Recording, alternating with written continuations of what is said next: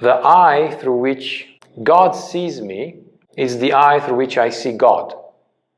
I didn't understand what he meant by that, but it seemed very, very important. And something inside of me rang deeply when I read that sentence. And I took it home in my heart. And for days and days I contemplated, what does he actually want to say with this? And this is how I came in contact with Meister Eckhart. I was studying mysticism at university, and then I came across a book of his sermons, and I was already practicing yoga and Tantra back then, and I was very shocked. I couldn't believe at first that someone in the 13th century in Europe would say things that would be perfect translations from the Eastern doctrines. Yeah, they would, like I said, completely overlap in some points. You would think that they're copy-pasted from there. So similar. And also, what's beautiful about his sermons is that they come from this authentic source of experience. They're not just some speculations there. They're not just some beautiful words made to impress. If you read, for example, many religious writings, they say many beautiful things about God, but you always feel they remain distant to God in saying those beautiful things about God. They don't really get to your soul, and they don't really get to God. And he would often give, in very simple ways, very practical indications about how to have a mystical state, how to feel God, how to move beyond these ordinary perspectives that we have as humans and just discover God directly. There's one particular quote which I will read now, and I will just analyze immediately afterwards. He says like this: we should not love this or that good thing, but rather goodness as such, from which all good things flow. For things are only desirable and delightful insofar as God is in them. Therefore, we should not love any good thing more than the extent to which we love God in it. Nor should we love God for the sake of his heavenly kingdom, nor for the sake of anything else, but we should love him for his goodness, which he is in himself. For whoever loves him for anything else does not dwell in him, but dwells in that for the sake of which they love him. Now, it takes a bit of time to drink this in and to process it, but what he's basically saying here, and this is actually a very practical indication on how to have a mystical state.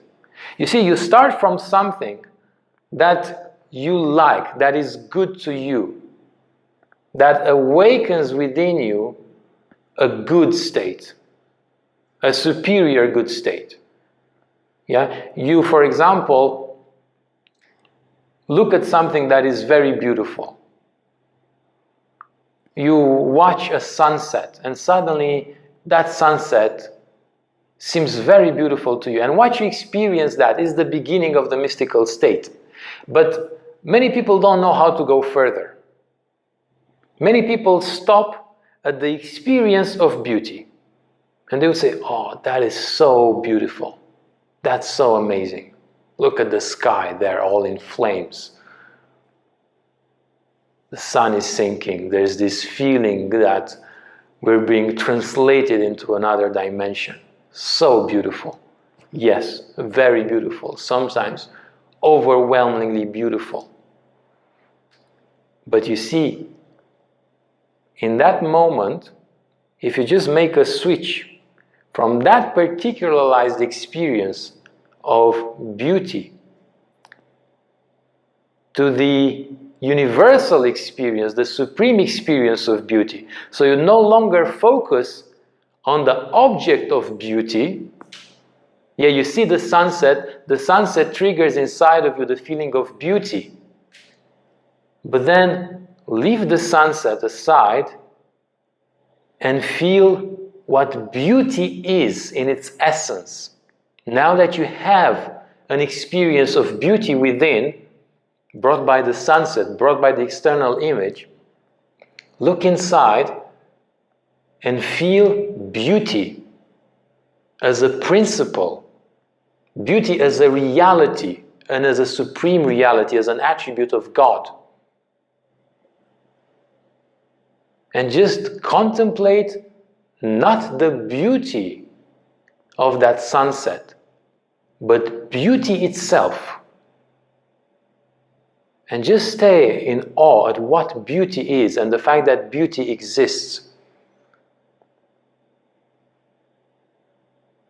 And take that to the maximum. Imagine there's a supreme beauty. There's an essence beauty. You can move, you can touch that essence beauty, which is nothing else but an expression of the Supreme. You can touch it by letting go of the particular image of beauty and shifting into beauty as a principle, as a supreme attribute of God, or goodness, or wonder, or whatever is the state that you're experiencing there. Yeah, whatever the object is triggering inside of you, feel that experience and then bring yourself deeper, bring your consciousness deeper by diving into the principle of that experience, the wonder, the goodness, the love. Yeah, you can do this also with love. You feel a moment of love, somebody's loving you, you love somebody, and it feels so nice and so soothing for the heart, and so nourishing you from within. But you remain focused on the object of your love, yeah, that person, that being who loves you. But if you just take a step back and contemplate what love really is in its essence, that is the moment when you get closer to God. Like Eckhart says in that text, let go of the object that was giving you that feeling and stay with the attribute. And then you stay into the essence of that state, of that attribute, the goodness, the beauty. You contemplate what is beauty, what is love in its essence. And then staying and diving deeper into that, this is when you touch God through the attribute that is manifested through all this wonderful variety that we have around, through all these beautiful aspects of the world. So he would get very practical in giving such kind of indications, and you need to pay attention to them. Sometimes they're not directly expressed as such in his writings. So this is why he says, do not love this or that good thing, but love goodness. Yeah? Stop looking at the things that are good and try to understand what goodness is in the first place. Stop just limiting yourself to the things that bring you love or bring you pleasure, and try to understand what love is, or what pleasure is, or what beauty is. And develop a connection with that, and in that you'll discover God. Then later on, actually he says this is a very good way of actually getting in touch with God. But then if we want to discover God in its transcendental aspect, in that aspect that is beyond created and uncreated, beyond everything, we should let go even of these things. We should let go even of these limited images that we create about God and about what He is. And very often, you see, we take these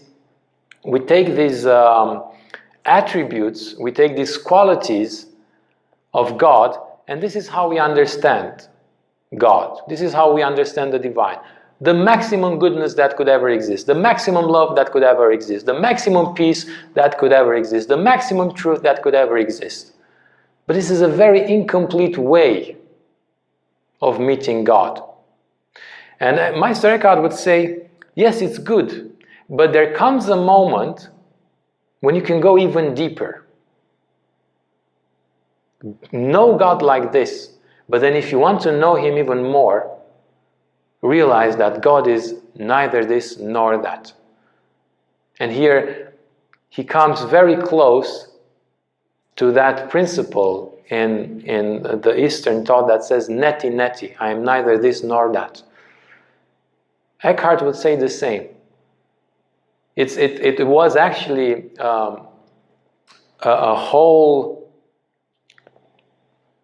movement within mystics of Christianity, within Christian mystics, called the negative path. Negative not in the sense that it's something bad, but in the sense that it just moves beyond the things that we think we know about God.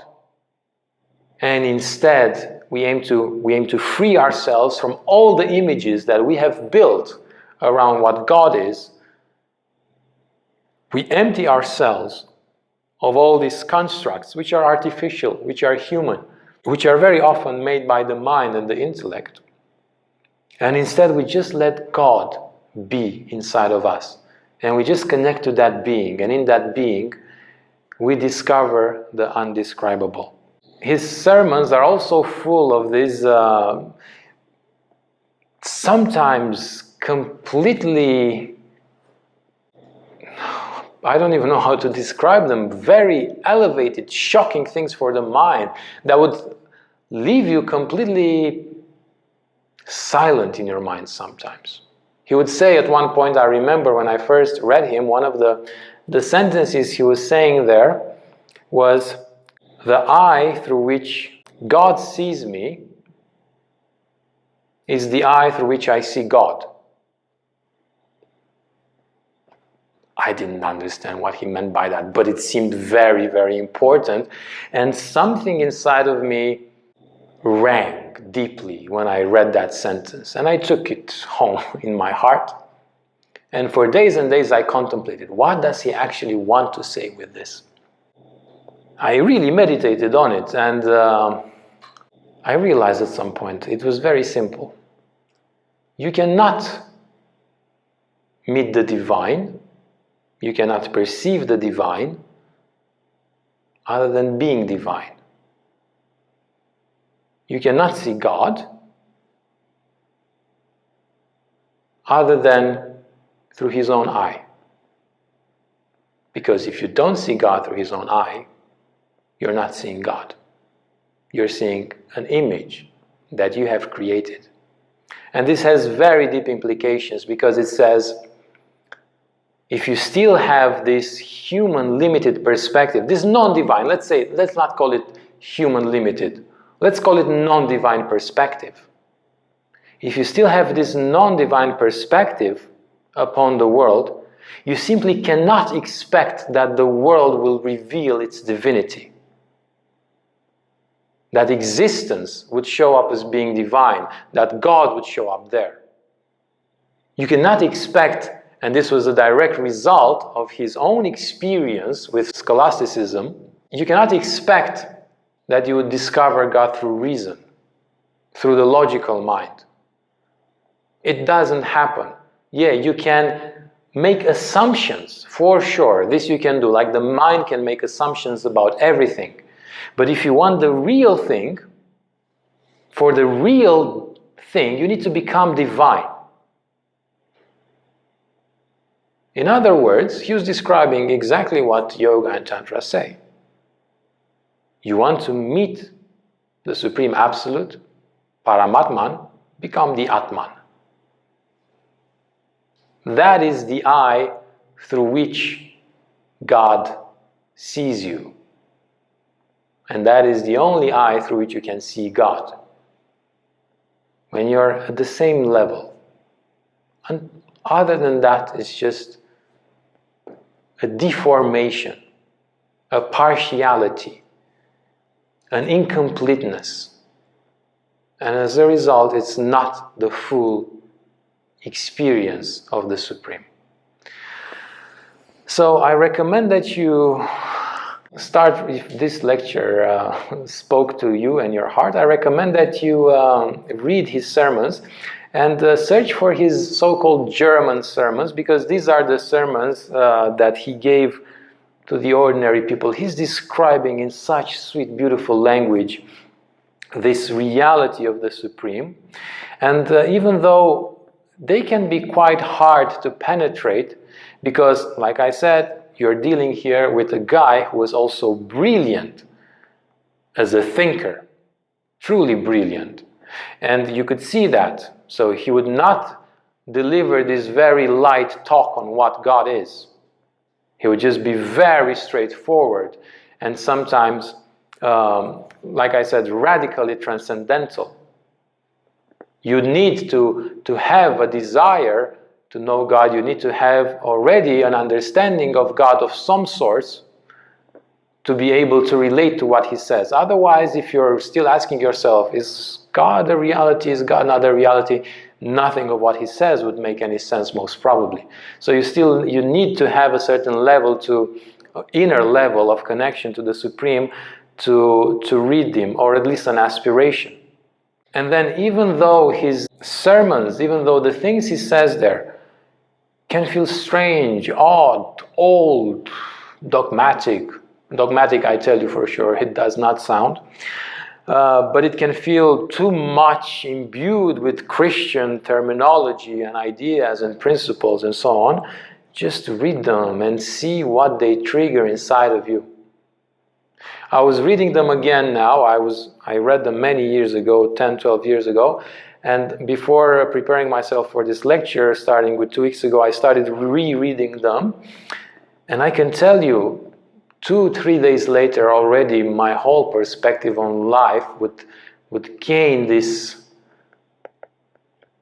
dimension of mystery. Suddenly, all of the things that, appeared all in their place, everything as expected when you would look at the world, when you would wake up in every morning, yeah, the wall is still the wall, the door is still the door, my body is still my body, kind of things that you ignore and you let go and you just stay with your own little thoughts, they would just gradually vanish, and instead I would look at things and there would be this dimension of mystery behind them continuously, simply by having read his sermons.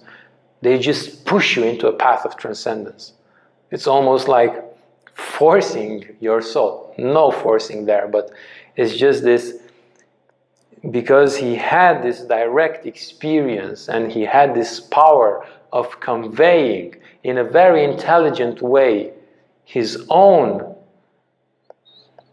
intimacy with God, then the heart, even though you're not aware of it, the heart, the spiritual heart, your spiritual heart, will resonate with that. And something will start buzzing there, even though your mind would say, what is this medieval nonsense here? This is what I wanted to say about Meister Eckhart. I highly recommend that you read him. He was one of the major influences I experienced in my spiritual development. After reading him, I already had, before that, I was a practicing Christian and a practicing yogi, and I had a great longing to rediscover God. And I studied a lot of mysticism, but when I came upon his sermons, when I came upon his teaching, there's something so unique about them. It's undescribable, really. He addresses something that nobody else does, in a fashion that nobody else did. It's really worth giving him a try and letting your soul be open to the very beautiful and inspiring things he said. Hey guys, if you like this video, make sure to like and subscribe to our YouTube channel for more content on spirituality, Tantra and more. And if you want to sign up for our online classes or for our retreats, you can see our website on the description below.